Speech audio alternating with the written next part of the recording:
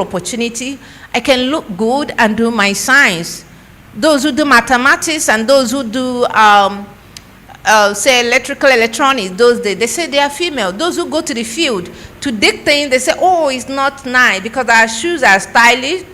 I remember going on the snow mountain with my stylish shoes. They were not well reached, and I was falling off because the snow, very slippery. But now they're beginning to design our shoes so it can be rigid like those of the men. So we can equally do our climbing on the mountain with snow, do similar things that everybody can do, equal opportunity. And we can see how. I don't believe in giving us a percentage, a ceiling. Give 30% affirmation, all of those are nonsense. Give us equality, and we can all manifest the capacities that we have embedded in us by the Creator. And we can do things and turn things around. Challenging harmful norms and stereotypes. This is what it involves. Harmful norms. People thinking we can do it. Placing a ceiling before you get there. You are just a woman. I always fight with people around me. They say, oh, you're a woman. Close your legs. You are a woman. Don't go. You are a woman. Do not speak. I don't understand it. Do you have some idea? Do you have information about the subject that's being discussed? You can be the lone voice that can change the game. Yeah? So it shouldn't be about it's the men. You look at our political arena, as we are trying to make policy, politics can be separated from what we are doing. They give the women vice. I remember we were reviewing a constitution for some organization. When we got to the vice president, they were using she must be. I said, hey, what's going on here?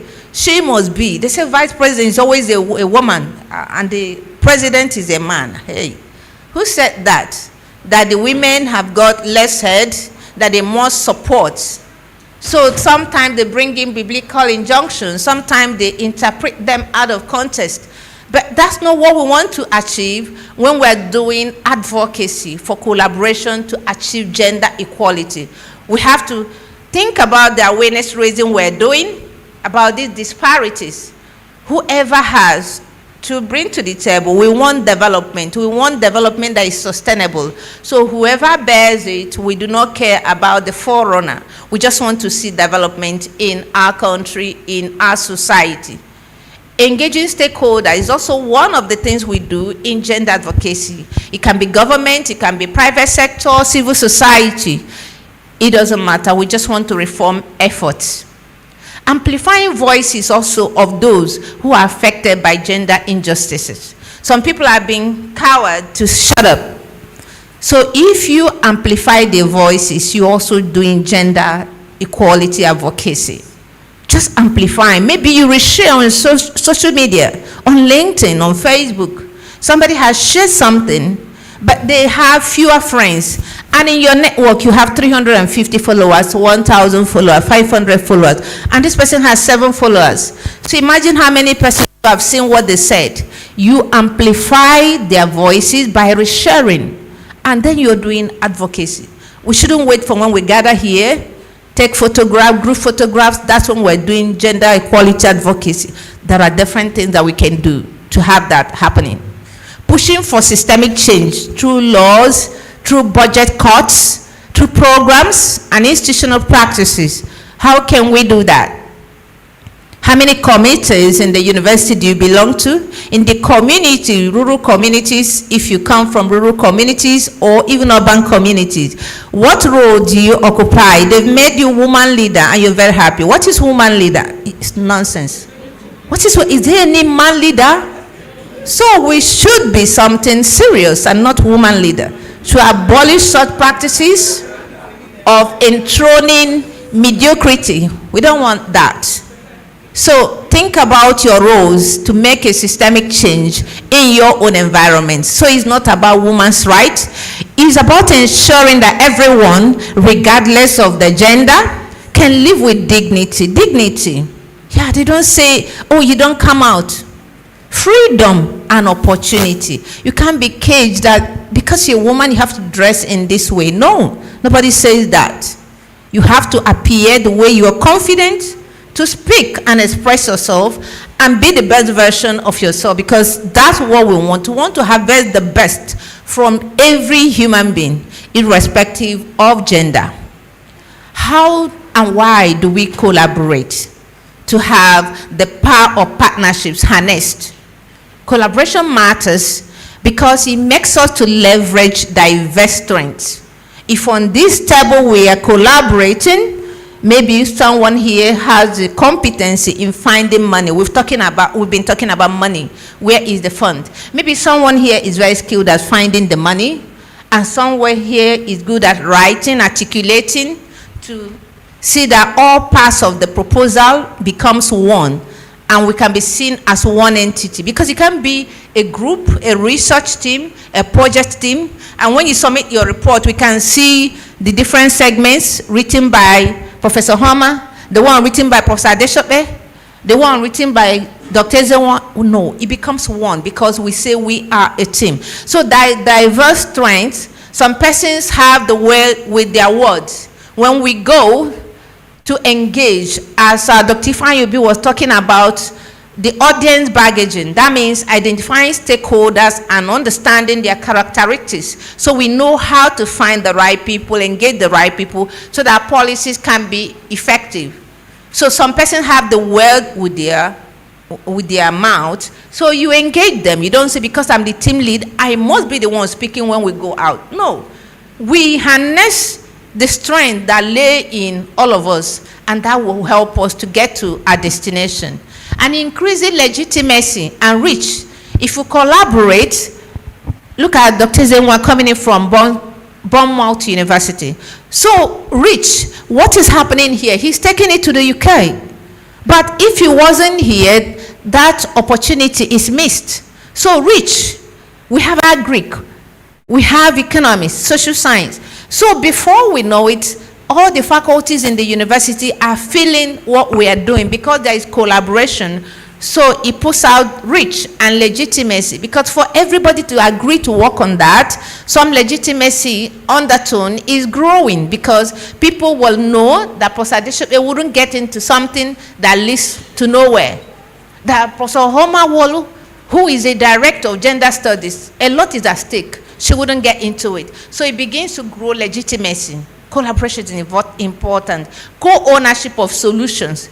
If we finish by me and give it to all of you, I serve you, you will be very, very reserved about using it. But if we work together, we co-own it, because we ask the necessary questions, provided the necessary answers, comments taken the same time. So co-ownership becomes a result of that effort. So we can collaborate with government people, with national or local NGOs, with academia, researchers, with non-teaching, with private sector, international partners, both those that bring money, venture capitalists, and other kinds of partners. So you're thinking about who to collaborate with, think within this frame.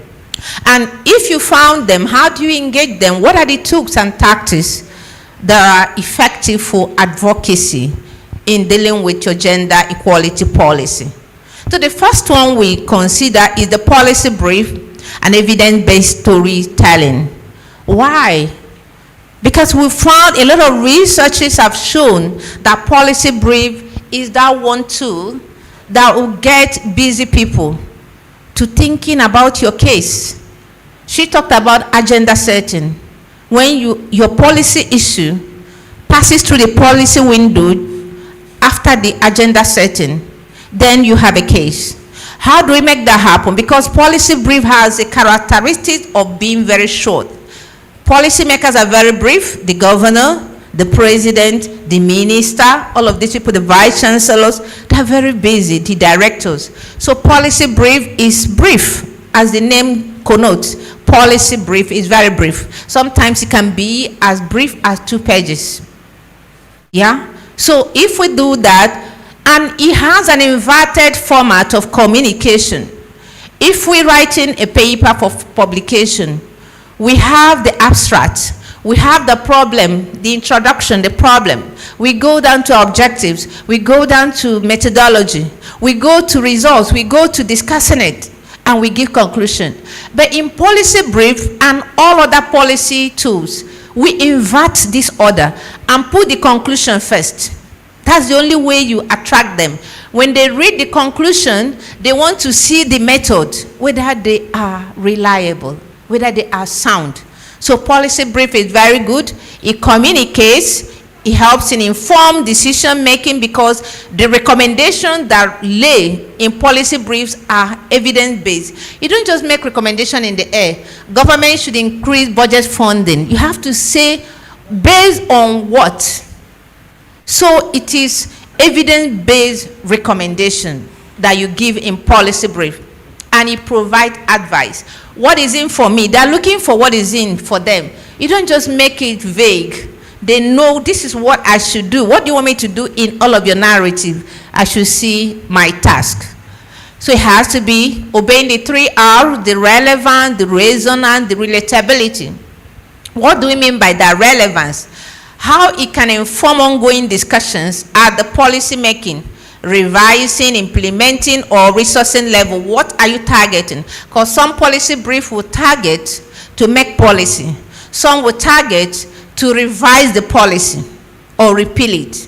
Then some will target to implement, because we may have good policies that are not being implemented. So your policy brief may be eliciting response to getting them implemented. So that's why it is relevant. Then you have to think about resonance, reflecting and understanding not only of the research environment, if you've carried out a research, but the overall political environment in which decisions are being taken. What are they talking about in the polity? What? They're talking about marginalization of a region. So how do you align your finding with that to get them interested? You have to find a way to connect it to be resonating with the policy issue in that space that you want to meet. If you want to meet the community people, what is that will resonate with them? You think about it. So you open up your issues and make a resonance. Then relatability. How can you put a human face to your research findings or provide window into the reality of the situation your research question is seeking to explore? To relate, how can they see themselves in the story you are telling? Instead of saying percentage, instead of saying 10% of people, can you say a 1 in 10? They can relate with that. 1 in 10 women stand marginalized, or 1 in 10 of children in this environment, the Niger Delta, will die if we don't have immunization given free. So make it relatable in some way. Do not go too technical using jargons that they would not understand. Continuing looking at tools and tactics for effective advocacy, you can also think about the media engagement. What strategy do we use to engage with media, radio stations, television? You can get series, and every time, every week you come, or every month you come talk about it. Like you want to encourage politicians to have more women in leadership. So you can go take up a series titled Women in Leadership. You get resource persons, every week they go. So by that, you're highlighting that policy issue by doing that. Or you can write an op-ed in magazines, in newspapers, during important events like the International Day for Women and Girls. It's very important because it's a global celebration. So if you align with such celebration, you see that people will listen to your issues. So those are strategies that we can use to get our issues out. Building coalition with networks, with different organizations like the CSOs is very important. So you now join your own reputation with theirs to get higher. So under a gender policy alliance, for example, you can push for implementation of a national gender policy that's been redundant somewhere. I talked about gender disaggregated data earlier on. So I said here, for example, presenting data that shows girls' dropout rates in northern Nigeria spike after age 12, guiding advocacy for girl child education incentives. So if you disaggregate the data, it begins to speak. I normally say you squeeze the data to speak. Data is just there, they are numbers. You present them, they are just numbers, saying nothing. But you squeeze them and they start speaking. That's how you can disaggregate them. Then engaging influencers and champions is another thing we can do. Some of the policies we have that have become game changers in our world today because they got into the hands of influencers. Maybe influencers going to retweet like Linda Ikeji, who is an influencer in the space of social media. If you get her attention and she retweets your issue, so a lot of people will carry that. Politician, maybe the ruling party talking about your issues, you go influencing them. Or having a footballer wear a shirt that says, give women a chance, or give an average Nigerian a chance. It speaks a lot because Tony Okocha, for example, JJ Okocha is wearing something in that nature, so he's an influencer in his champion. I mentioned that we also have influencers in the science, in the other fields, researchers. I don't want to mention their name. One of the main allies, we call them he's for she's. These people always speak for women. So we can find them to carry our issues. Because sometimes if the issue of the gender is for women and a woman is carrying they think you're selfish. So we can find the men allies, we call the he's for she's, and they carry these issues. They know for a man to identify with that, he's not biased, he's just being very straightforward. So we can try that.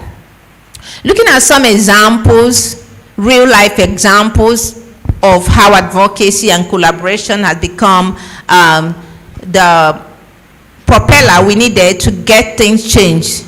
I think about the Me Too movement.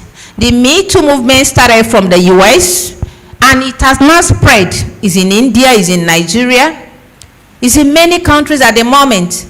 They started with campaigning against sexual harassment and assault. Many years ago, like in the 19th century. So at some point, a popular singer, Lisa, now tweeted and put hashtag #MeToo. And when she put that, you saw things happening around sexual harassment. People bought over it and bought into it, and things started changing. And now Nigeria also picked that movement up and have people who are loyalists and preaching that. How about the suffrage movement that got the women to start voting in the US in the 1980s? So you can see what happens, fight for political participation for women. There are many others. I just brought this one that highlight that are gender related. Most of the gender for women, but a lot of them also happen for the men in the Jewish tradition. Okay, the Paris Agreement, for example, dealt with climate change, which is something very topical. We had lobbying, collaboration among government actors, scientists, and also NGOs, big one like the UN organizations. They came together and got people to sign in, and Paris Agreement today has helped us move forward with climate fight. Global health advocacy for HIV AIDS. You know what has happened? Now we don't fear people living with HIV virus because the coalition, the collaboration, the advocacy have brought research and analysis of HIV virus and sufferers. And today we understand that I don't just touch you and get HIV. So you can see that SDG 5, the global targets, and partnership for the goals are very important. We partner to leverage resources, to leverage reach, to get this thing working. Thank you. To get this thing working. So in conclusion, advocacy drives change. Advocacy is a powerful tool for shifting attitude. Attitude is very important. Even if we have the document, no attitude, it's not going to work. Some of us only do these things when we see those watching us. The unconscious bias that we do. I want to get into a taxi. Somebody said I should get down because he's a man. I should sit in so he can block the door. Why? He say he's a man. I don't do that. I don't accept such. So I take responsibility for my safety. If I think that you protect me, I should tell you, excuse me, sir, do you mind if I get in and you sit here? If you agree, we have a deal. But you can't tell me to get out because I'm a woman and I have to sit inside. It doesn't work. So attitude is important. So we have to make advocacy to influence policies. We have to create tangible, lasting change. The change that is sustainable is the change that comes with knowledge, that comes with attitude. We understand why we are doing. Not because the Vice Chancellor said we should all sit down, everybody sit down. When it gets out, we stand.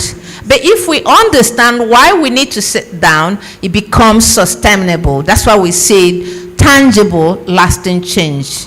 And collaboration is key. Achieving gender equality requires collective action from all of us, from government, from non-governmental actors, from businesses, from individuals.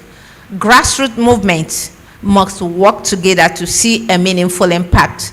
And again, data and influence amplify impact. We must show evidence where it worked, where men and women were given opportunity that are equal and they brought in their best, where women have led and brought changes. We have to gather the data.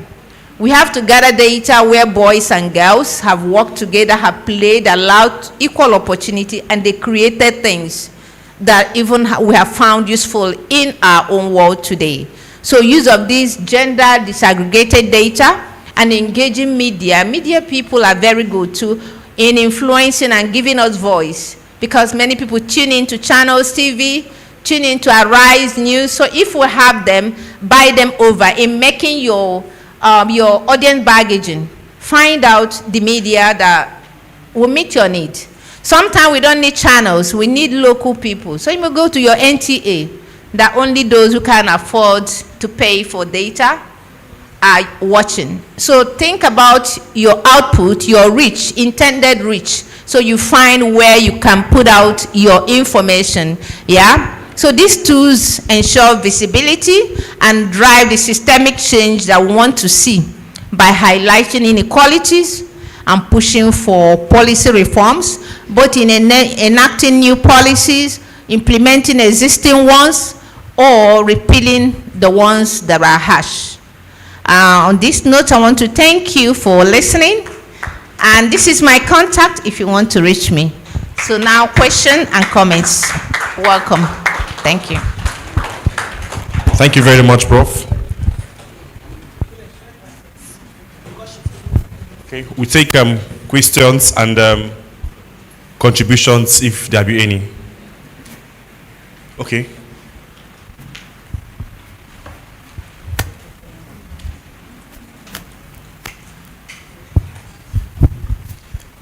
Good afternoon, members of the High Table, our respected presenter, and everybody here. Andrew Perevine is my name. I'm a broadcast journalist and a final year student of the Faculty of Law. My question is very simple. We understand that Nigerian Constitution provides against discrimination based on sex. Section 42 of the Nigerian Constitution provides for equality. It speaks greatly against discrimination. Similarly, we've had landmark judgments in Ukeje versus Ukeje and the rest.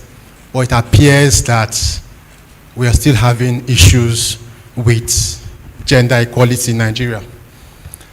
And from my findings, I would want to say that as good as gender equality sounds, it still hasn't trickled down to our culture. There are still cultural biases as regards female. And also women, some women over the years have shown to be great agents against gender equality.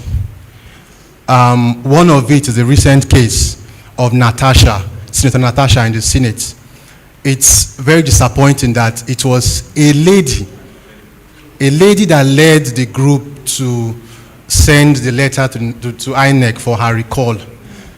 And it breaks my heart. So what I want to say, or like a contribution, is that it's nice when I come to conferences and I hear speakers speak eloquently about the need for gender equality.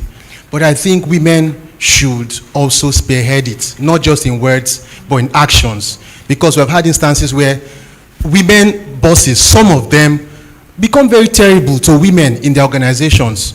Issues of leave, maternity leaves, menstrual cramp excuses, they don't tolerate it. Whereas men will say, okay, go, you're not feeling fine, go. But women will say, is it not menstrual cramp? Sit down in the office. So these things really makes me to ask the question, are we really serious about gender equality, or we just enjoy talking about it? Thank you so much for the opportunity. Thank you very much. Do we have any more? Okay, Prof, I'm coming.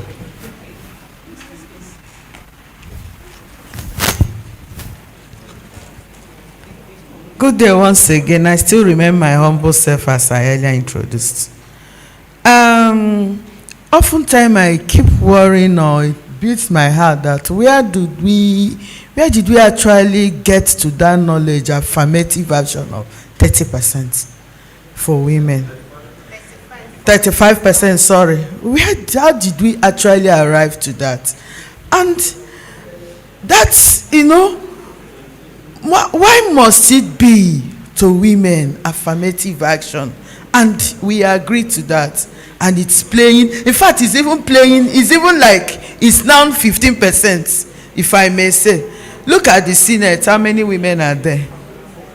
Only 4 out of 100 and whatever we have there. It's even less than the affirmative action that we are talking about. So I think that when we talk about the gender issue, it goes beyond. And the grassroots, the culture, the norm, the belief of the people. Whatever belief and the norm that is repugnant to natural justice, equity, and good conscience needs to be addressed. And how do we do that? How do we take to the grassroots? How do we take to our religious bodies? What are they doing? Do we also experience gender inequality in a religious organization? We start from there. We start from all those places. In our places, there are some persons that where they come from, they will say, men and women don't sit together in a meeting, to do meeting. Here in Rivers State, there are some communities that they believe in that. You cannot have meeting and sit together, men and women. Yet when you go to court, all of you are there, and the judge is a woman. You see, so these are the things. And we are still upholding norms and cultures. Are we talking about cultural practices of widowhood? I know what we went through as FIDA members when we were talking about the culture in Obibo, about the norms, about the culture of widowhood practices when a woman's husband died. It's even the men in the house, one of the members of the house that stood ground and said, no, it cannot be said, it cannot be said. I said, against it, vertically against it. That we are trying to come and make our women not obeying us again in the house. So these are the things we talk about. Yes, so these are the things. Recently, there's another one now of widowhood that happened in Ebonyi State. It's also a matter now that the person has been arrested, insisting that the women must drink the water that was used to bathe the dead body. So these are the things we are talking about. It's a recent case now in Ebonyi State. And that man from Ebonyi State that is in the Senate is there propagating Natasha matter. Why things are burning in his own community. Thank you. Thank you very much. Yeah, thank you, Professor Mercy. I want to ask, with respect to what you just presented, institutional practice and attitude. Now we are looking at gender equality policy. Going back to our base, University of Port Harcourt, institutional practice, attitude. How can we leverage on this institutional practice and attitude to eliminate mediocrity in the system. Mediocrity, people coming up to the position of authority when there is nothing, because we are looking at equality. It has to be this person, maybe with respect to the time of engagement, the institution is accommodating mediocrity. People that are working to rubbish the existing system because we want to adopt equality. It's your turn. That's my question. Thank you. We have more hands. Prof. Okay, let the man speak, please. Please. Good afternoon, everybody. My name is Felix Biragbara. I'm a faculty member, law. Prof, in the course of your presentation, let me first of all thank you for a very brilliant presentation. In the course of your presentation, you mentioned something about quota, and you said quota is rubbish.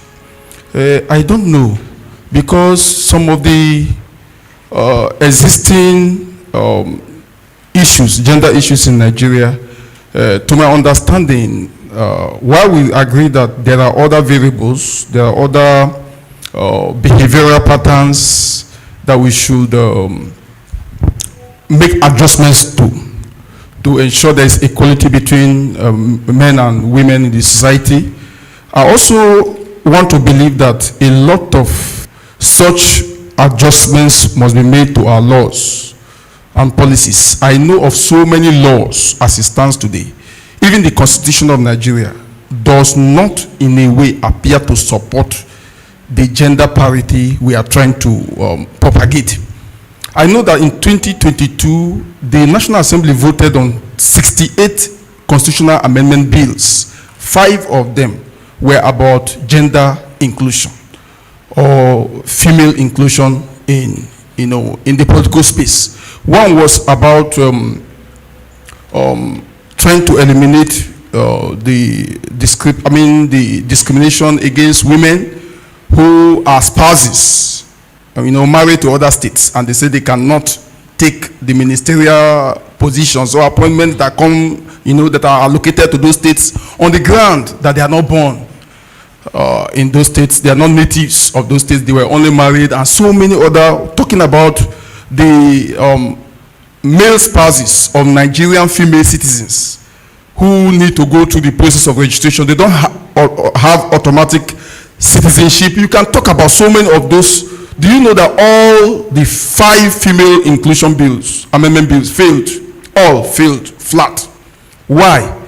Because the number of female legislators we had in the National Assembly that would have supported, they were less than 7% or so, dominated by about 93 or thereabout % males. All of them were shouted down.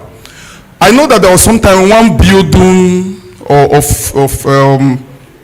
I think that should be Osun State also, sponsored a bill called Equal Opportunities Bill. The essence of which was to ensure that women are given a quota of 35% in everything, political party, executive positions, and all of that. I thought that if that had happened, if that bill had been passed, we could have started from there. And at least if we have 35% of females in the National Assembly, from 109, we could be having about 35, 39 or thereabouts, and from 360 in the reps, we could be having something about 100 and something.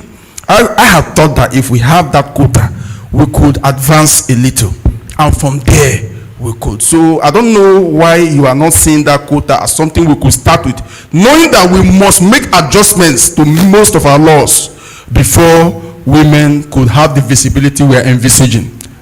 So I don't know what you want to speak about that.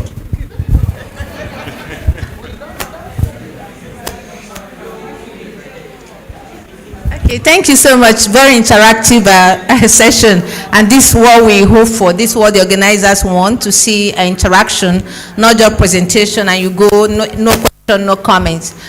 So to the very first question by the gentleman in white.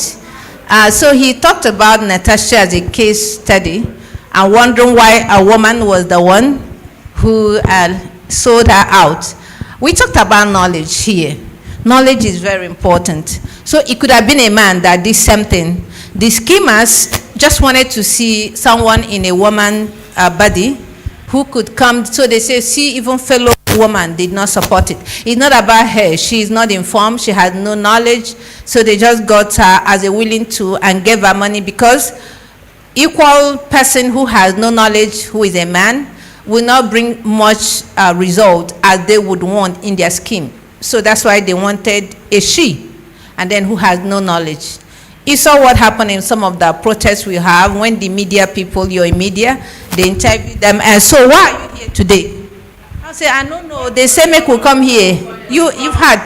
So the woman doesn't even know. When they asked her the organization she was representing, you heard it. It was different from the organization on the letterhead that came. So she didn't even know why they were there. So they keep selling themselves out that they have nothing in them.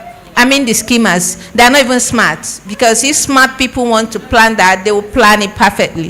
So they're not smart, they are just, we are like a banana republic, as people say. So that was going on here. It's not about the woman. I don't see the woman in the picture. I just see lack of knowledge as a problem in our space. Yeah, so for the practices that my sister talked about, harmful practices around widowhood and all of that, a lot of them, I used to do child protection with FIDA many years ago when I was volunteering to UNICEF and also serving as a consultant there, but I got so busy that I let some of those go. So I knew quite a lot of FIDA executives. I called them many times to intervene in some matters with us, especially giving us free services as they normally do. Thanks to your organization for all you do. So what I think can happen is about empowerment of the girl child. So like myself, my father empowered me.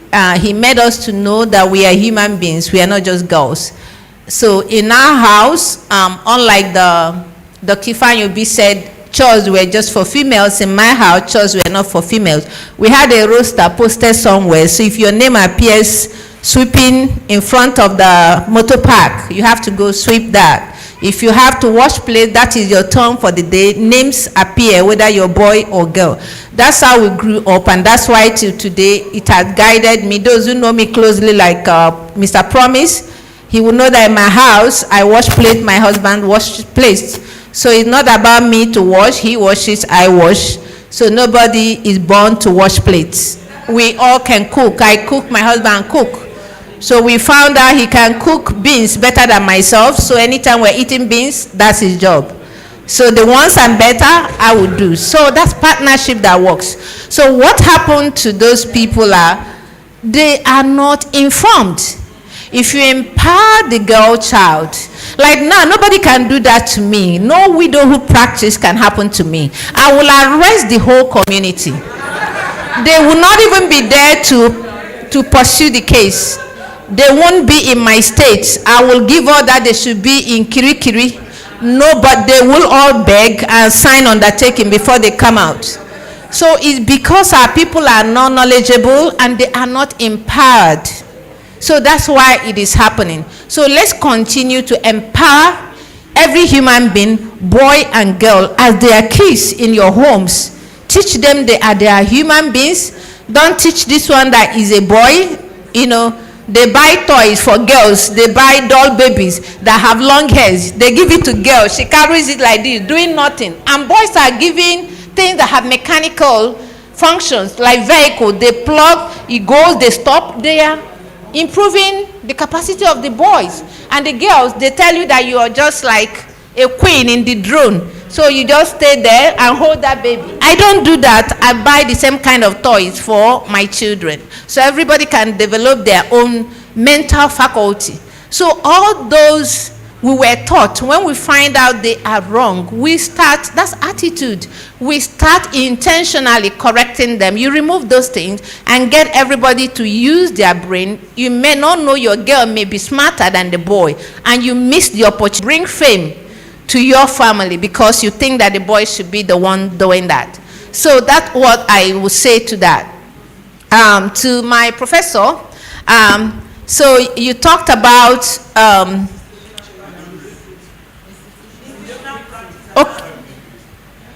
attitude.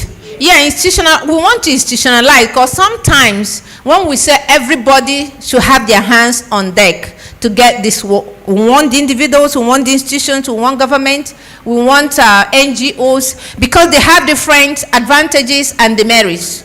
Like NGOs will not have the bureaucracy we see in government circle. The NGOs choose the fight they want and start fighting. But government, you can't choose the fight. If you're a Minister of Agriculture, they have told you the only thing you can do is agriculture. You can't go to environment. So, but NGOs can decide to move from one to the other. If they're interested, they go there and do it. And then they are more in tune with the communities, so they can get in and get things done. Government already, they have a natural war with communities. Communities never trust government, so that's why they will find you to represent them. Once they get their community suspecting government, because either they will not perform or they will come and use us. Yeah, so there are demerits and merits of different kinds of people. So in building institutional support, we should consider this in choosing who we work with. Sometimes you want to get to the governor, to the president, your best bet may be to take your message to the chauffeur, the driver. Because sometimes you see the big men that you can't reach. As they're driving home, they ask the driver, how did I perform? Do you think my response was nice? And the driver will give honest feedback. So if the driver, the chauffeur, has understanding of your policy issue, then he will relate the message. So they become the secondary audience, while your primary audience is the governor or the president you want to read, the commissioner, the minister, but you can't reach him, or he doesn't have time to understand you and buy into your issues. So you can reach the secondary audience. It can be the girlfriend of the governor. Yeah, you know the girlfriend. So you can tell her your issues, and if she agrees, she will tell the man.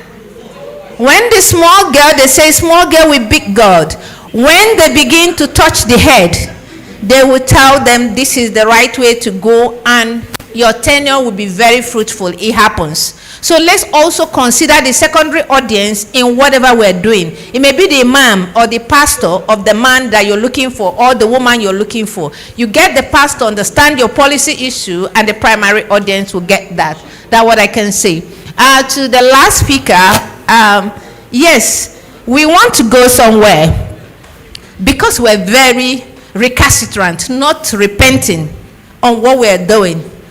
You know, it's only when we want. The only thing that unites us, the political people, and most of us, is sharing money at the moment. So that's why the white people who are trying to help us to live as human beings, they decided to give us percentages. Maybe we can start from there, just like you said.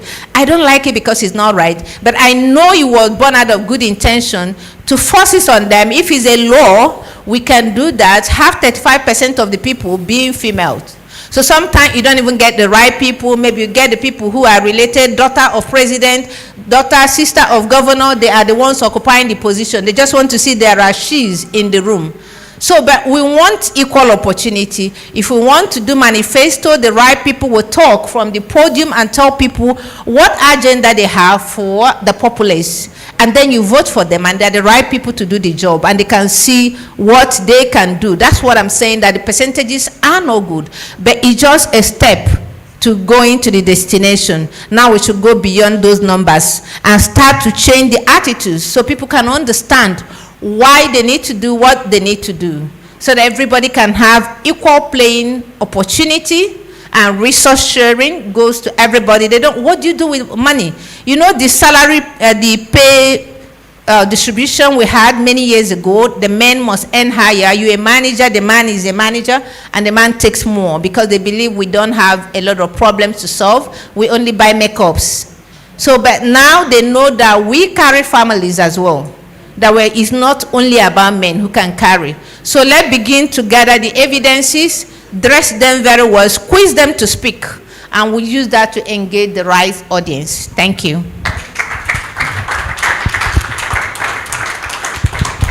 Thank you very much. We can do better. Thank you very much, Prof. Okay. Thank you so very much. We trust you so much for that. I just want to crave your indulgence. It's already 1 o'clock. Now, can we do it this way? We have just two main activities. Professor Allen's presentation, maybe 10, 15 minutes. Then we'll take a few questions. Then the breakout session will combine everything. We can do that for 30 minutes.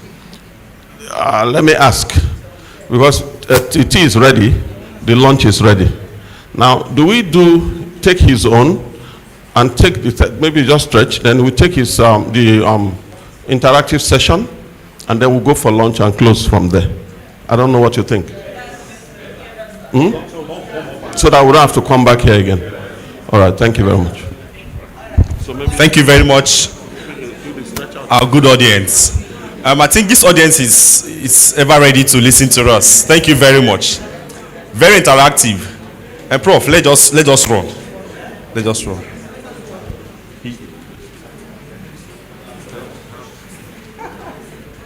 Okay, let's stand a little and do some stretches and regain some consciousness.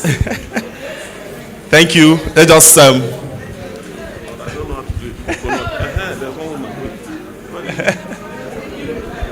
let's just take a stretch and interact a little. Aha, she's coming.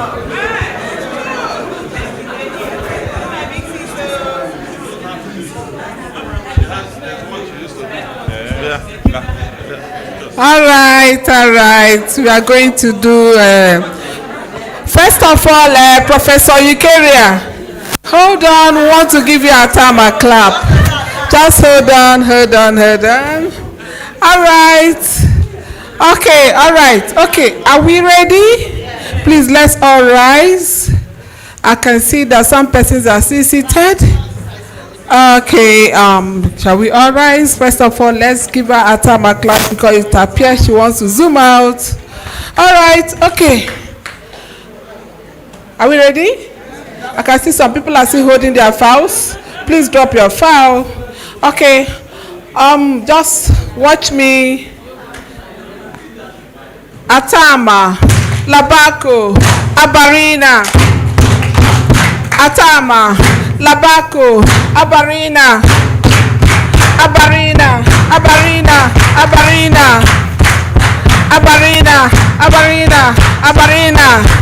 All right, now let's add that with 10 bozas. Let's just give her 10 bozas. Boza, 4, boza, 6, boza, 8, 9, 10, boza. Thank you so much. All right. Thank you. Well, we are still stretching. So, lift up your hands up now. Why are you seated? Keep stretching, it's walk and chop. So some exercises for you. It's good for you. Yes. Just lift your arms up, stretch forward. Yeah. It's good for you. Yeah. Thank you very much. While we are waiting for them, I just especially because of the young man there, I want to say something. The question you asked about gender, it is always sensitive when we want to talk about gender issues, and we try to define gender.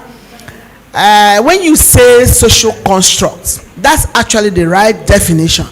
But based on the question you asked, you now say you attach it to sexual orientation and identity.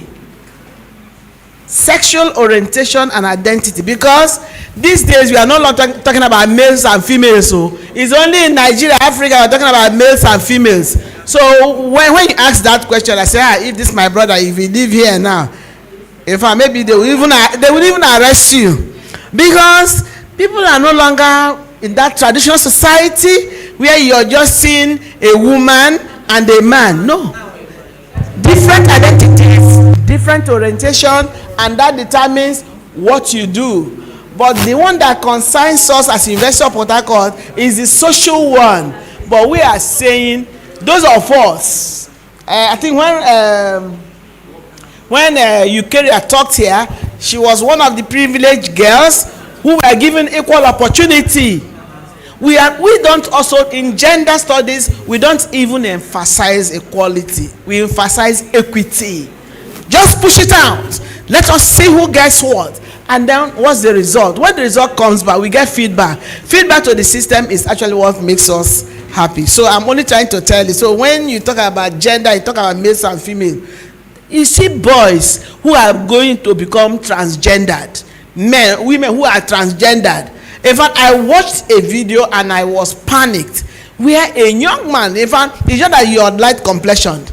That young man became a woman, became pregnant, and the husband, the male factor now, was the female, and who was supporting him in labor, and he was crying like a baby. When the labor pain came, he was crying. He said, "Oh honey, I love you." And I was just, African men should come and see. So we are no longer talking about males and females. So, but the important thing is that you should know that different orientations, that determines what you do with your gender. It is environment specific, which she said is culture. Because all the things we have, especially the lawyers, my sister lawyer, feeder people, you are asking us traditional practices. Some of us, we pick bones with feeder. You do a very good work. But when the chiefs are done, you still see them express culture in what they do.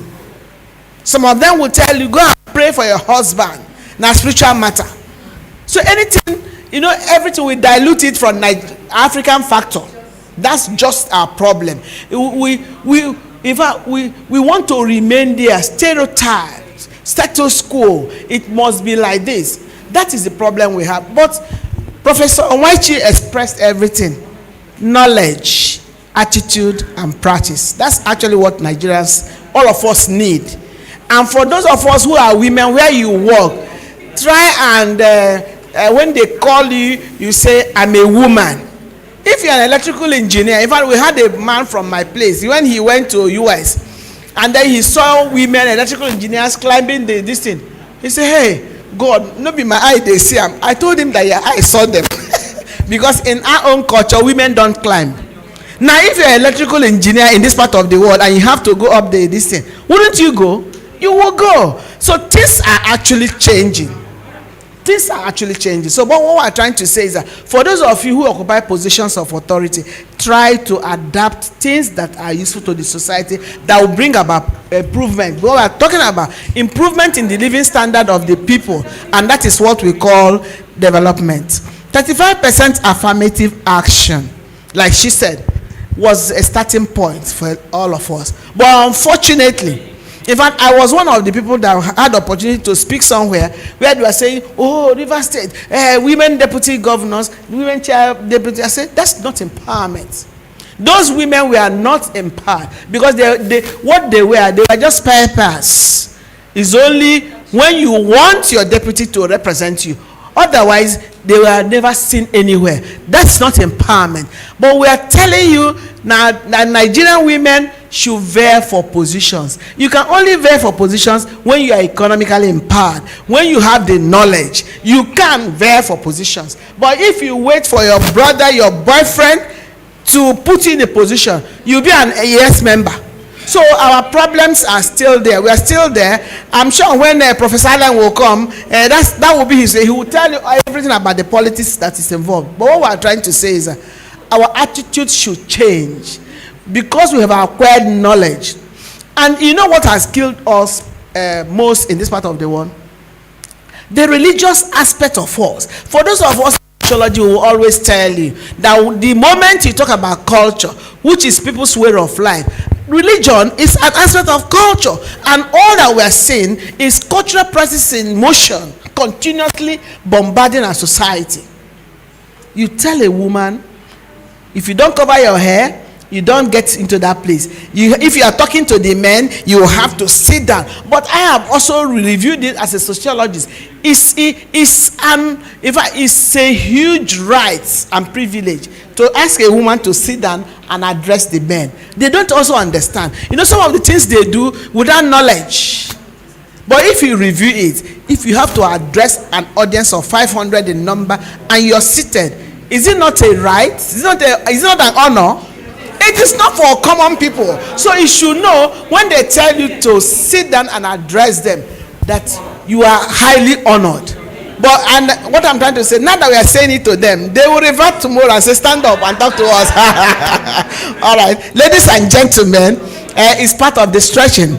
I think I hand over the mic to our own MC. Thank you very much. Please be seated, ladies and gentlemen, be seated. Please be seated. Thank you very much, Prof, for your insights. Distinguished ladies and gentlemen, thank you very much for your understanding and your continuous patience. We take it for a very big privilege. Thank you very much. It's on that note, I want to most humbly and respectfully invite to speak to us this afternoon our last speaker, Professor Fidelis Allen. He's the Director, Center for Politics, University of Port Harcourt. Prof, you're welcome, sir. Please, let's put our hands together for him.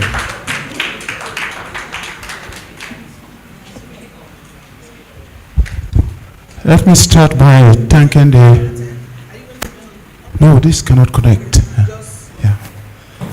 Oh, I have 10 minutes. All right. But let me quickly thank the... I'm seeing 10 minutes here. Is it 10 minutes? 10 minutes. Okay. Okay. All right. Let me thank the organizers for inviting me to be part of this event. 4 years ago, I was involved in a study on gender budgeting in 4 states. And one of the things I saw reinforces the responses I have seen here to the lectures that have been delivered.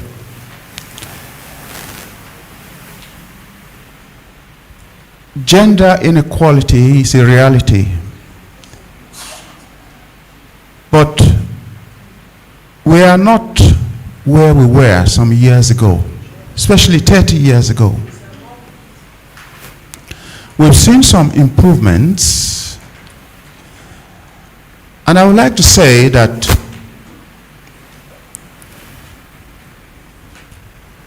change in society may happen piecemeal. In fact, there's no guarantee that there will be radical changes in society. And so when we become despondent regarding a problem that has refused to go away, it won't go away, but things can improve. So that alone is consolation that we can continue to work for improvement in society. Last week, I was at the Midwest Political Science Association Conference in Chicago. I spoke on universities and conflict management. Society is full of problems. And as a policy community, we have a responsibility to continue to respond to these problems. Gender inequality is an issue, but it is not a problem that is limited to the developing world alone. It goes across cultures, but some cultures have been able to move faster than others.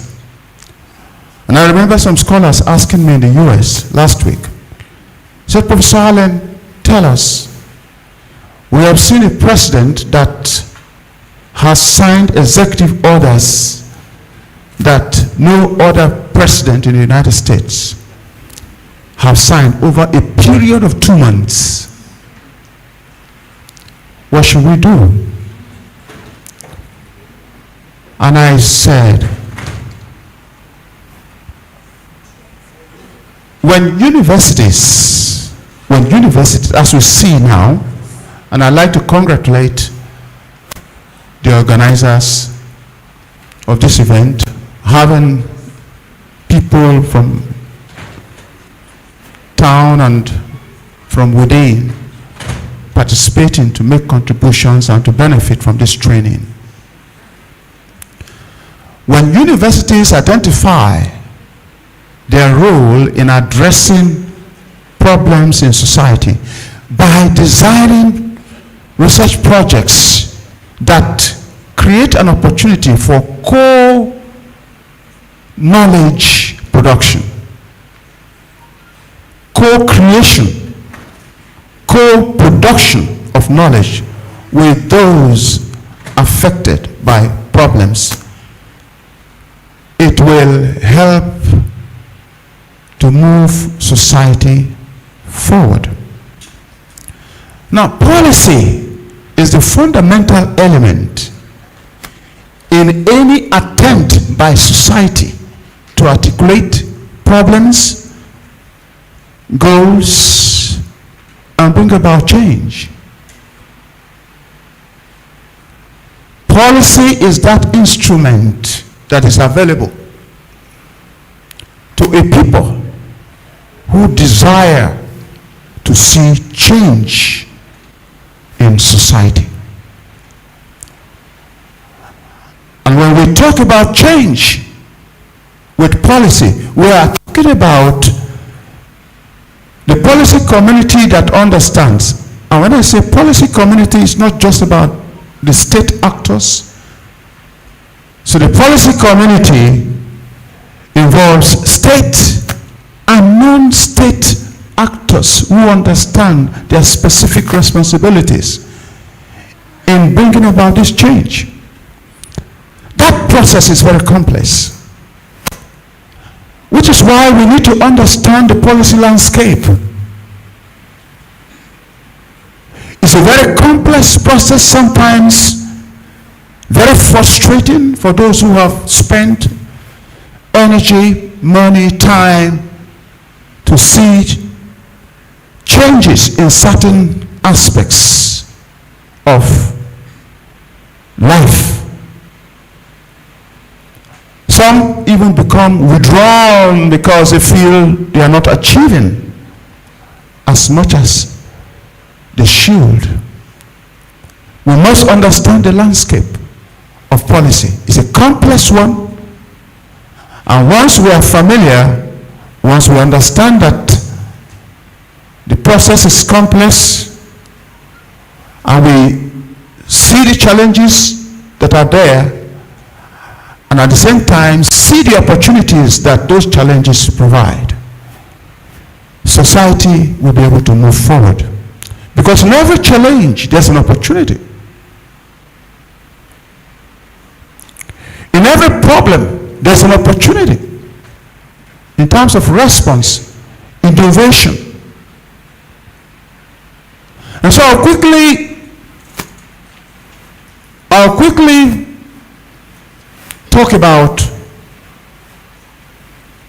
the stages in navigating the policy landscape.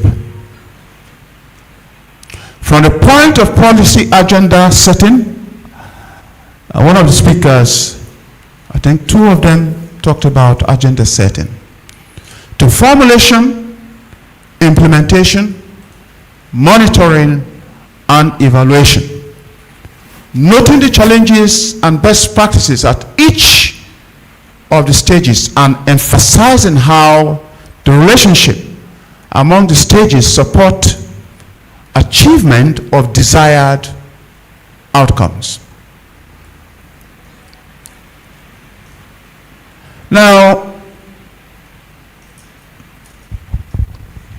when I mentioned the study on gender budgeting, see, budgeting is a policy process. The budget of a state is a policy document. And for a country like Nigeria that operates the federal system with 3 levels of government, so we have the local government, we have the state, and we have the national government.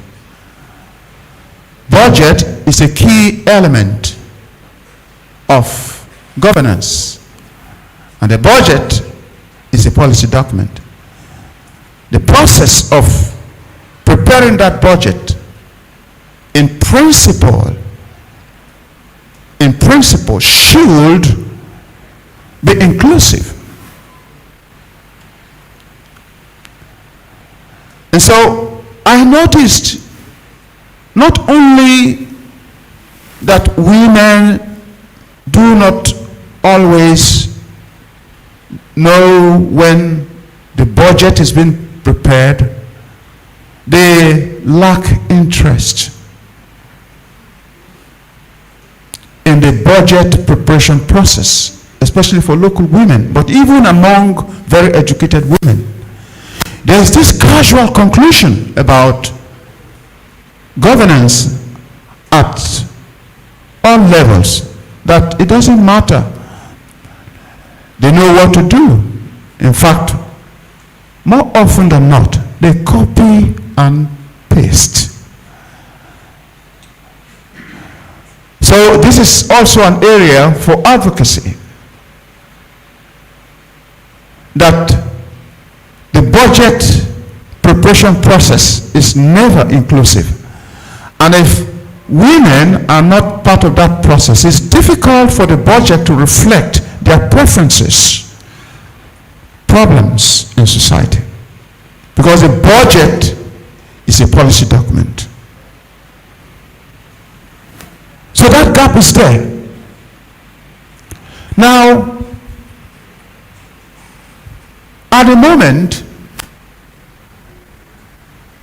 there are no laws, no policies in this country that expressly prevent women from prospering in politics.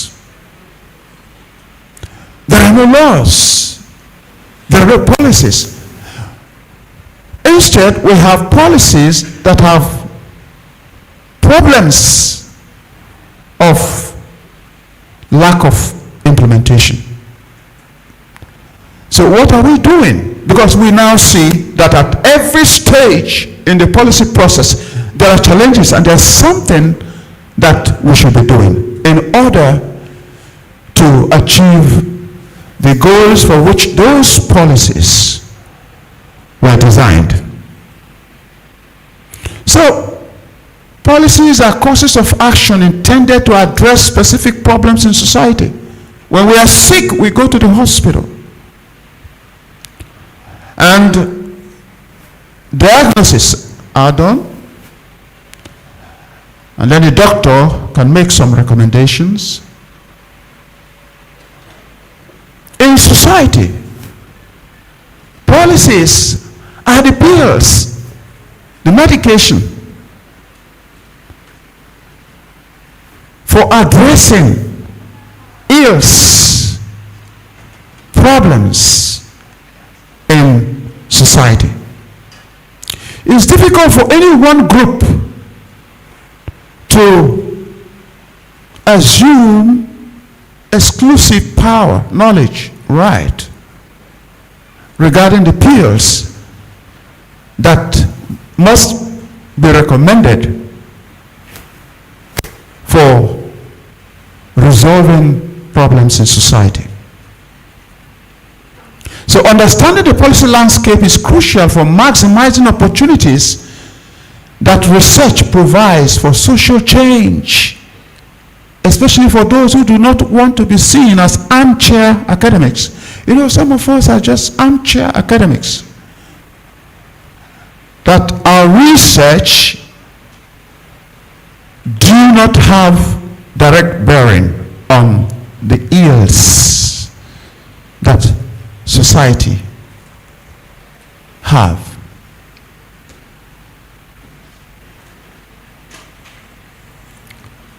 So there are different frameworks and models for understanding the policy landscape. However, there are 4 key stages that are helpful for our purpose today.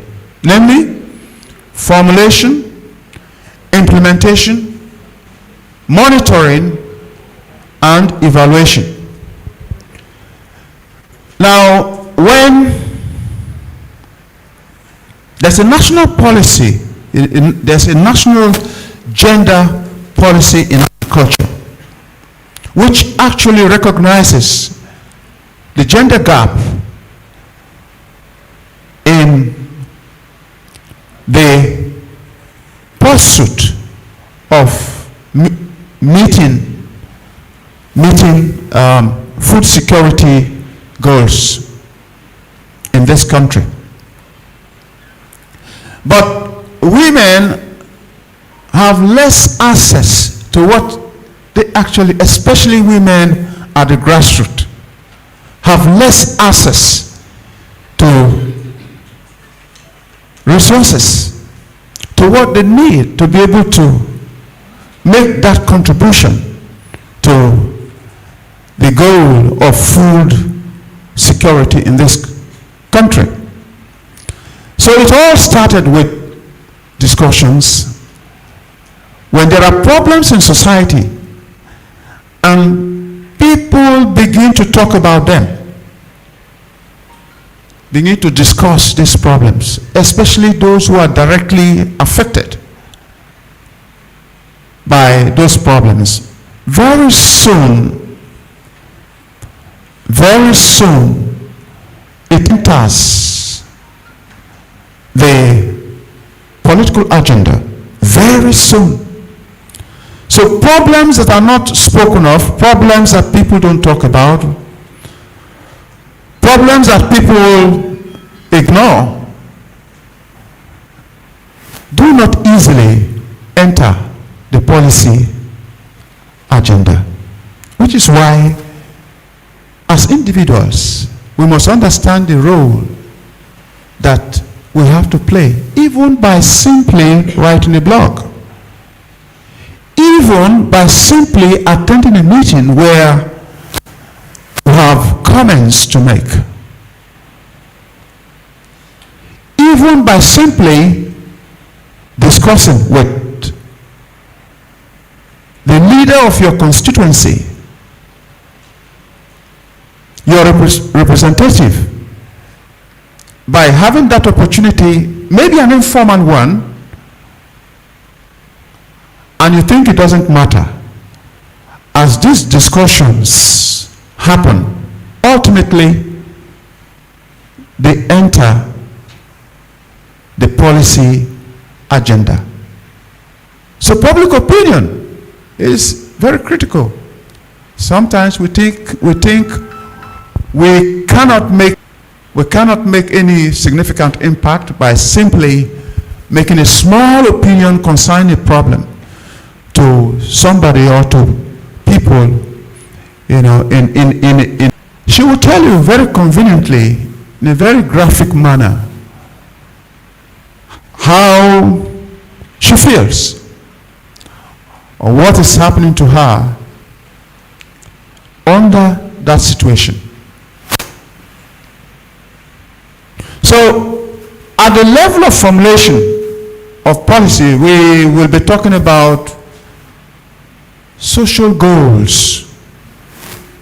So, which is why when universities or colleagues who are in the university system design research programs that do not integrate social goals, it is a problem.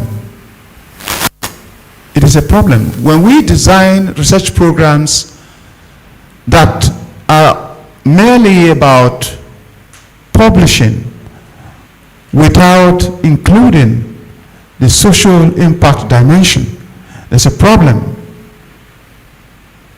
So at the level of policy formulation, we are also looking at legitimate state authorities who pick these issues on the political agenda into an arena for authoritative decision making.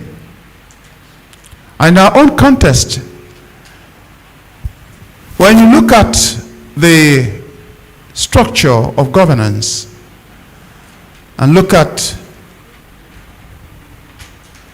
parliament at the local government, state, and federal level, when representatives of constituencies pick issues on the political agenda and begin to talk about them, in those political environments, then it has moved. At that point, you're talking about a process that is clearly depicting a policy that is about to be formulated. So, when a policy has been adopted, that policy must have gone through several processes at the level of political agenda setting. Move from that point to the point that authoritative, but even at that level. And for instance, I was in a public hearing in Abuja once on the issues in the Niger Delta. And I saw two governors who were there to speak on behalf of the Niger Delta. And I asked myself a question. We have so many groups in the Niger Delta who talk about so many issues, but they are not here. Why are they not here?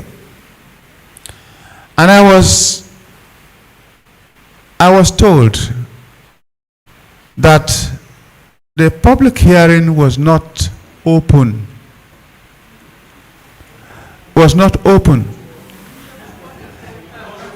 Yes.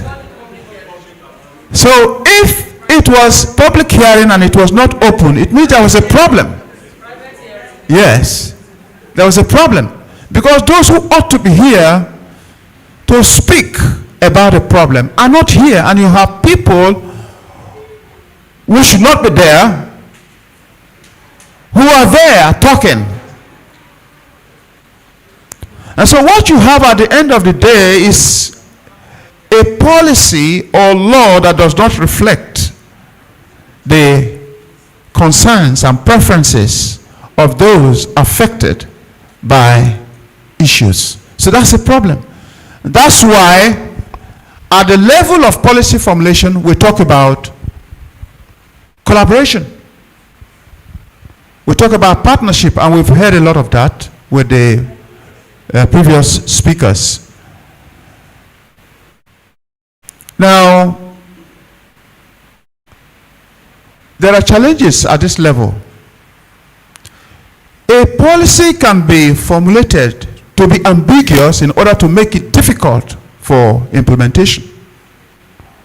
And it may be deliberate. Because when policy is designed with ambiguity, such that it becomes very difficult to interpret, and you always have to go to court to ask them to interpret that policy. It is deliberate to make it impossible at the level of implementation. This can happen. You know, Karl Marx said that laws can be instruments of oppression, which means that a law can actually be formulated with the preferences, interests of those with dominant ideas in the lawmaking process. So if such a law is eventually formulated, of course, the contents of that law will reflect the desire and the preferences of those who masterminded that process. Which is why the collaboration and the partnership we talk about in the policy-making process is so crucial. Because once that partnership is established, and opinions and ideas often have to be based on evidence, which is why the civil society is key, very important when it comes to objective analysis of problems with intention of contributing to the policy process.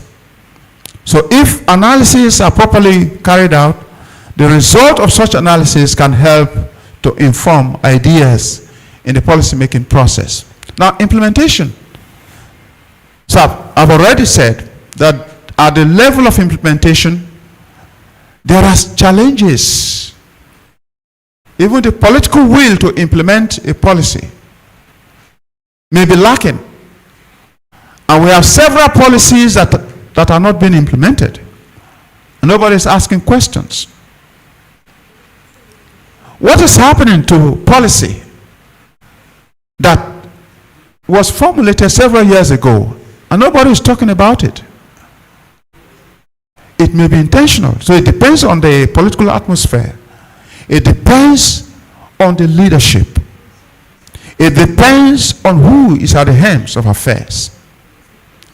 So at this level, we are looking at putting policy into action. So certain leaders can choose to implement policies that are favorable and choose not to implement those that are not favorable. And it is happening. It entails structures and capacity. When a policy is in place, you will know that that policy is in place when you see the institutions that have been created to implement or enforce that policy. We also have to be sure that such an institution or structure has the capacity and the required resources to implement that policy. When a government wants to be mischievous, or when a leader, a political leader, wants to be mischievous, he or she will starve that institution of the resources that it needs to fully implement that policy. That leader will wait for those who have been appointed to serve in those institutions to beg for the resources that ought to come without begging. Because the policy is there and it should be implemented. So why should an institution that has been created, structures that have been created to implement a policy, beg for the resources that are needed for the full implementation of that policy? It can be strategic, intentional. And so sometimes you have to be involved in serious advocacy for the funds that ought to come without struggle. It's also strategic.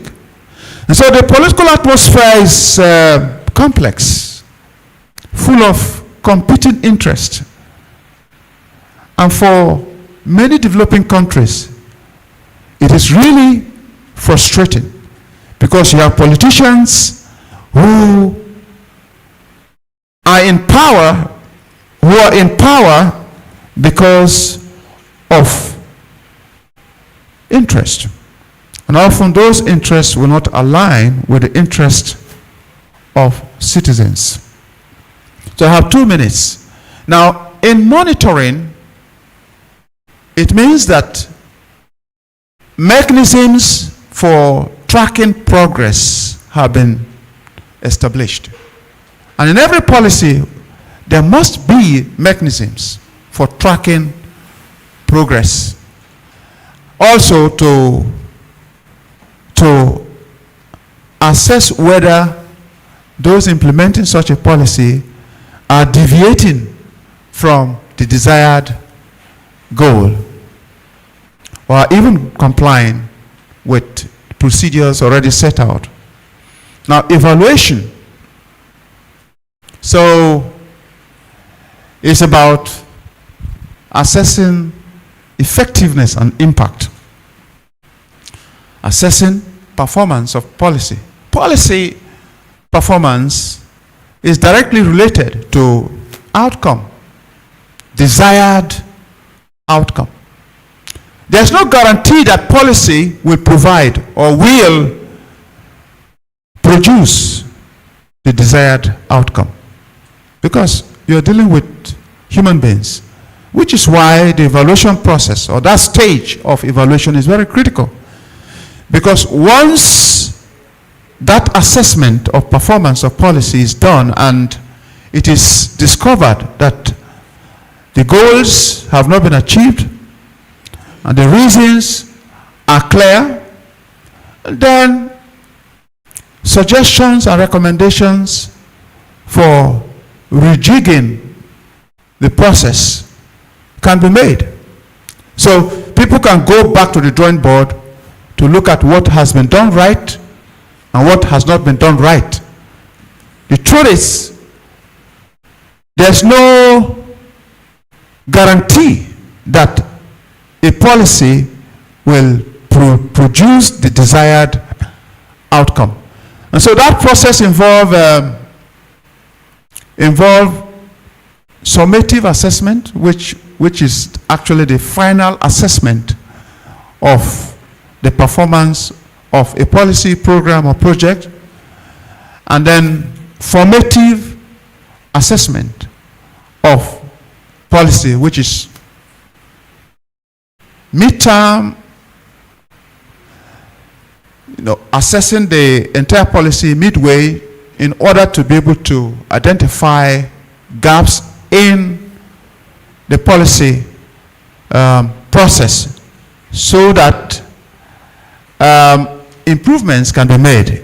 If there's need for more resources, such resources can be provided. If there's need for more capacity building, such building of capacity can be done. If there's need for more skills, resources, technology, they can be provided in order to help that policy process achieve its goals. So let me quickly talk about challenges. I have 2 minutes, but let me just quickly mention the complex issues I talked about, conflict of interest, and then bureaucracy.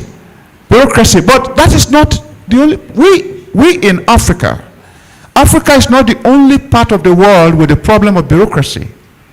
I was invited to University of Bonn to workshop with PhD students by DAD. DAD is the funding body of the German government. And I got to Lagos at the embassy, and they told me, no, you're not to pay visa fees. So I didn't pay visa fees. But I had to spend money for accommodation and transport, and they said they were going to refund. So I got to Germany, spent about 2 weeks. I returned to Nigeria, and it took them nearly 6 months to refund money that I spent. And so I asked myself, this is bureaucracy. You see, so it's not about Africa alone, it's not about Nigeria alone. The issue of bureaucracy or institutional hindrances may be there across continents. And then resistance to change. There are people who resist change. They simply are not comfortable with change. You will have them in the policy process. And then resource restraints. Let me end here because thank you very much.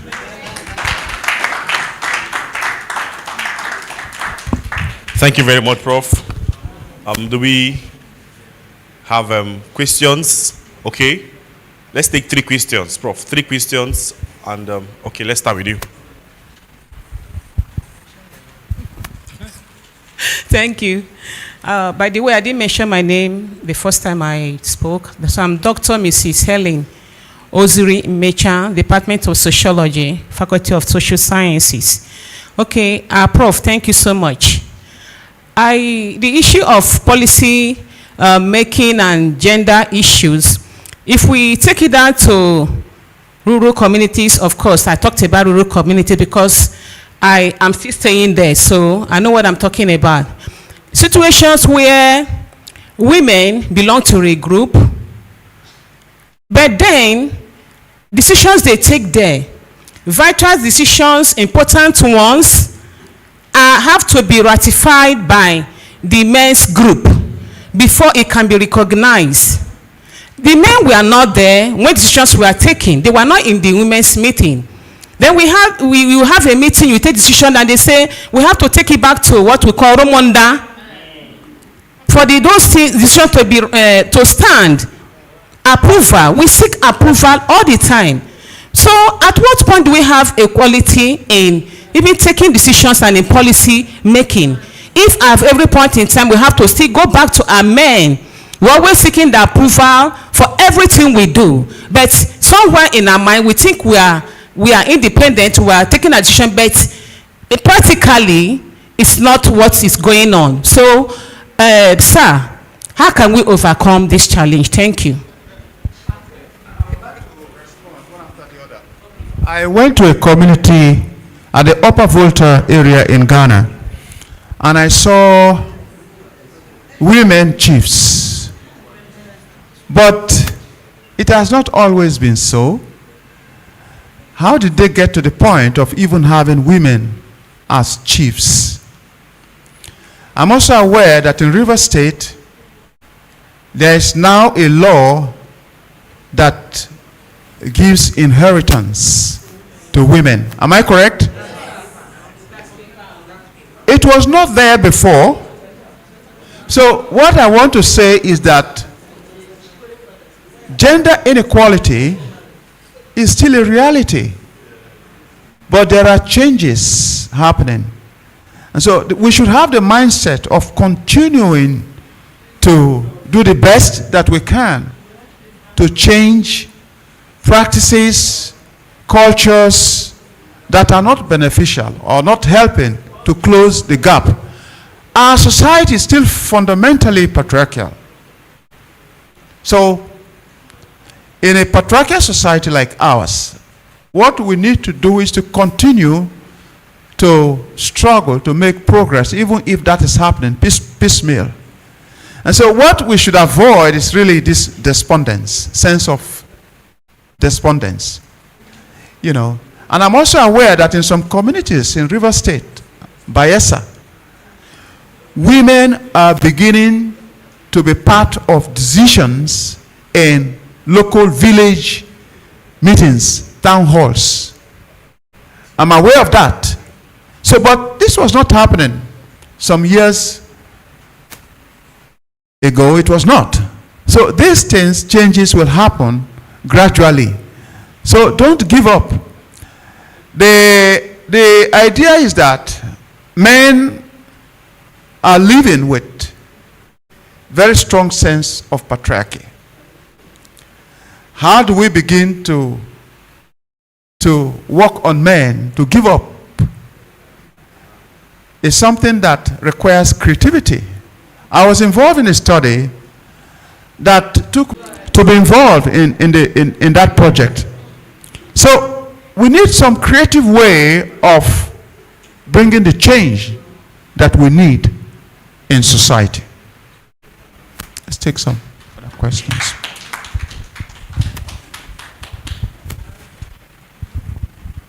Thank you. My name is Anmut Young Annie. I work in the Research and Development Office. Permit me to bring in some personal experiences and decisions. I got married in 1995 when issues about gender advocacy or whatever was never heard. At least me, I never heard. This is a Kalabari woman. We can refer to her.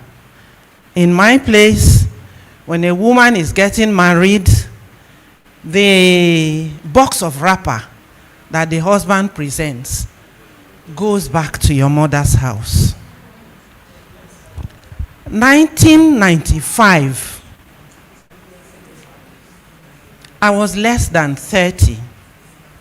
I told my people, the man I'm getting married to is not from Kalabari. He will not understand if the box he is presenting will not be in his house. My mother will take it to their house. They should allow me to go with that box to my husband's house. I was the youngest person in that group, but I convinced them.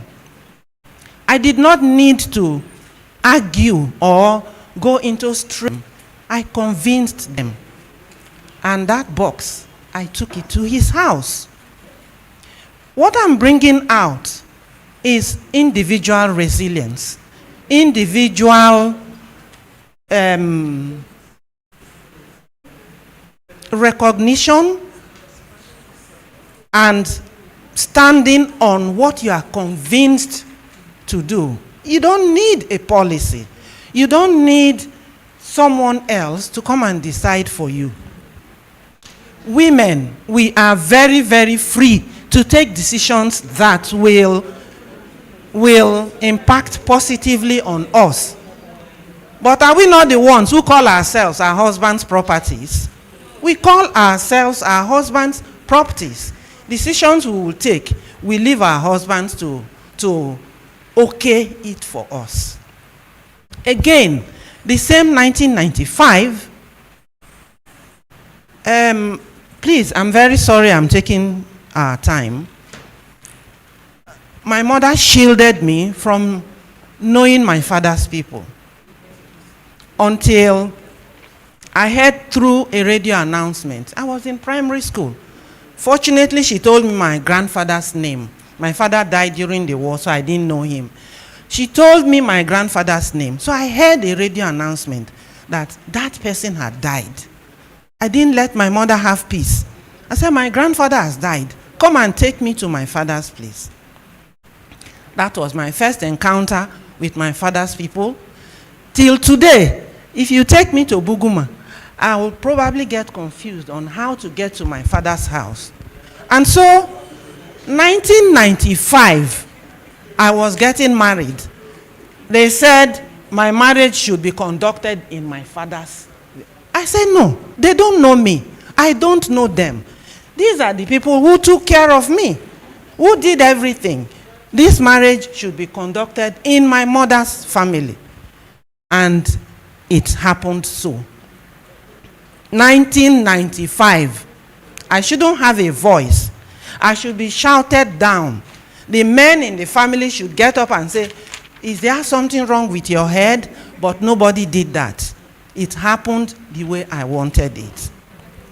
So we have a lot, we women, we have a lot to move away from that dependency attitude. We want the man to okay everything we are doing. We don't want to have our own money. The man's money is our money. Please, we should learn to be independent-minded. In order to internalize and reach out to the grassroots, I don't think there is any family that does not watch Nollywood. I think our theater arts shouldn't just be exposing these practices, how gender inequalities. No. Now, they should drive change. Change in the aspect of the advantages of giving the female equal opportunities as the male. We should partner with the theater arts to expose more of that and not just dramatizing the negative aspect of it, but expose the positive aspect of carrying the women or the girl children along. That is my recommendation. Thank you.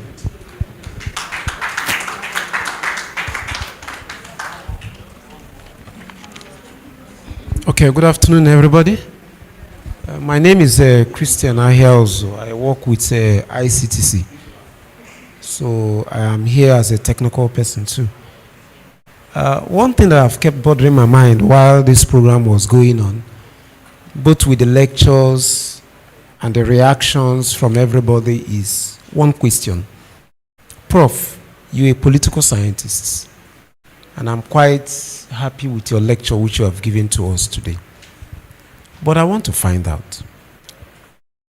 In every group of humans, there is always a leader. Am I correct? Take, for instance, in the University of Port Harcourt, we have a vice-chancellor who takes the final decision on anything we are doing. In every department, there is a HOD who takes the final decision in that department. In my place, for instance, ICTC, there is a director that takes the final decision. Now, what I see happening, I don't want to be misunderstood, is that when you go to the home, the man plays the role of the leader and seems to be the one taking the final decisions. Now, do you see a situation, Prof, where we might get, for instance, in those days, we don't used to talk about transgender. We talk about male and female, but today we are talking about transgender and so on and so forth. Do you see a situation where we might get to the point where in a home there will be an election for whether it will be the man or the woman that becomes the leader that takes the final decision for the home? Do you see that situation coming? Thank you, Prof.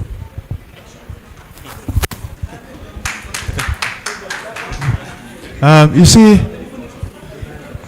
I play multiple roles. I'm also a pastor. And if you come from the religious perspective, it's difficult to say that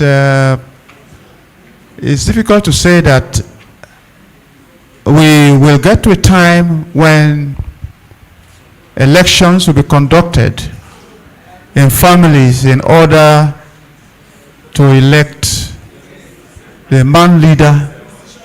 And well, I don't see that happening. But I worry about Western cultures. I was in Honolulu in 2007. My biggest source of worry on happiness was it was during Halloween. And in the streets everywhere, people were naked. And I asked myself, can I bring my son or daughter to live in this place? And I said, no, I will never do that. So I think it's about the invasion of cultures, which is why some people right now in the United States are saying, oh, they like Trump, but it's a bit tricky. So I don't see that happening. I don't think it's even a political question. You know, because the leadership at the family level is more or less cultural and, yeah, traditional. So Christians will continue to say, well, the wife has her role to play and the husband also has his role to play. Even the children have their roles to play.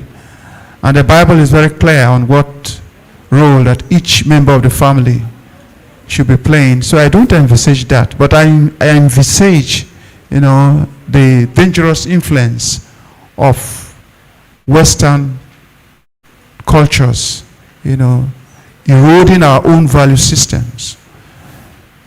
Even the democracy that we operate is an adulterated one. Yes.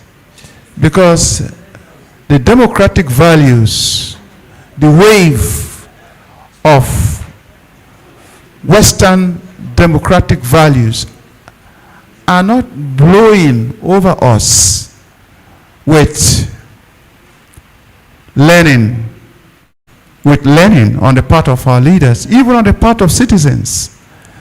So we have gaps. We're embracing it, but we are abusing it. So we're abusing it. So for example, democracy theoretically should reduce the risk of violence in the political process. Should reduce the risk of violence in the political process. But what we have is really democracy contributing to the risk of violence. So why is that happening? The value system, the interests pursued by politicians, and even the seeming docile nature of the citizenry is a problem. Political apathy is a problem. In fact, citizens are part of the problems. Citizens are part of the problem because they are not standing up to challenge the value system, wrong value systems that are driving the political process. So we have one tiny political class with so much power, threatening everybody to the point of stupor. So it's unhealthy. Okay, other questions? Okay.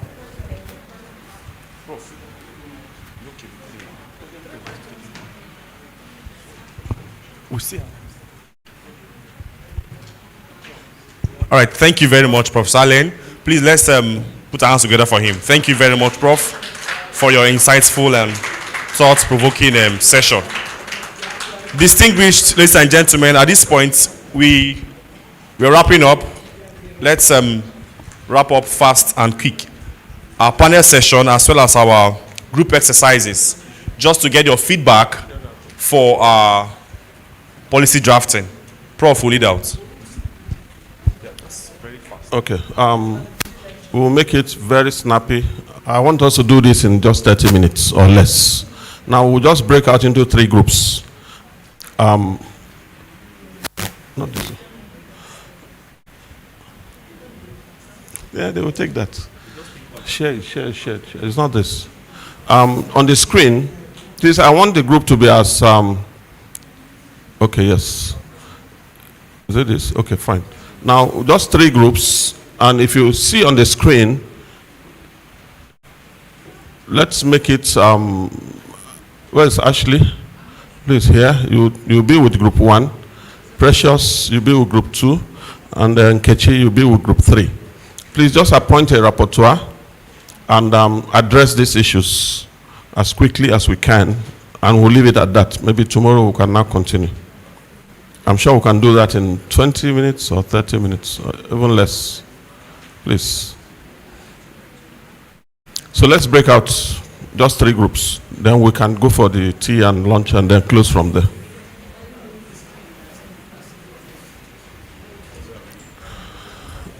Maybe the first group 1 can be here, group 2 here, and 3 here. Please, we want a mix of students, staff. I don't want our students in one place, please. So, Precious, you have to ensure that we have 5 stakeholders in this hall. There are faculty members, that is lecturers, we have administrative staff, we have technical staff, we have postgraduate students and undergraduate students. So just ensure that you have a mix of this in any of the group you may be interested in. So you could appoint a leader, appoint a rapporteur. And please, let's have the names of the leaders and rapporteurs. In 20 minutes, we can do this. Thank you. So it's, is it 1 or 2, 20? 10, 15. Okay, let's read out the first one. Abby, come.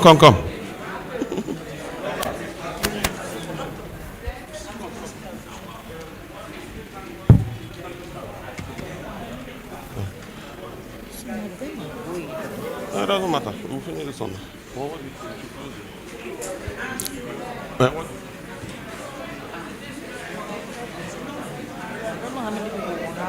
No, tell me now, what do you think we should do? I will do this tomorrow. Okay, let's see if we can do it. Doc, what do you think we should do? Because some of them have exams. Check. Exams are going on. Let me find out how many your people. If they can come early, that's the thing tomorrow. Then we can do this tomorrow before we start the meeting. And just think. This, we are doing it panel, we are doing it now. But another option is tomorrow is mine. Some of them. Yeah, let's go on because tomorrow is mine. Yeah. So please, let's make it just briefly. Oh yeah, put it back. They are going. You have exam.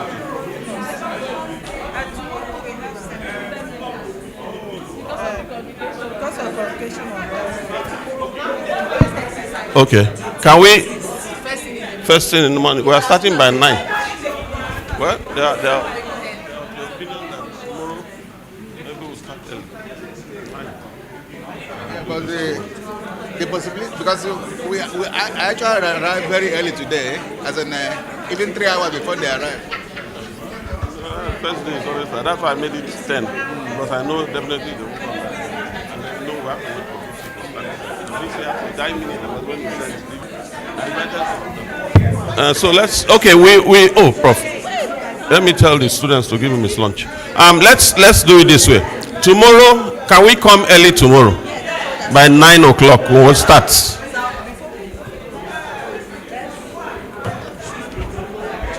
Anybody that says 1, let's do 1 to 3. Okay.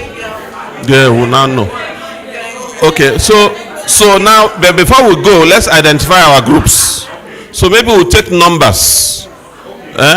We'll take numbers. 1, 2, 3. Is it okay that way? So let's take number from this side. Just mention your number. Take note of that number. So tomorrow, please, let's come early. Let's start 9. There are no protocols tomorrow, so we can finish early. Please, let's come early. So note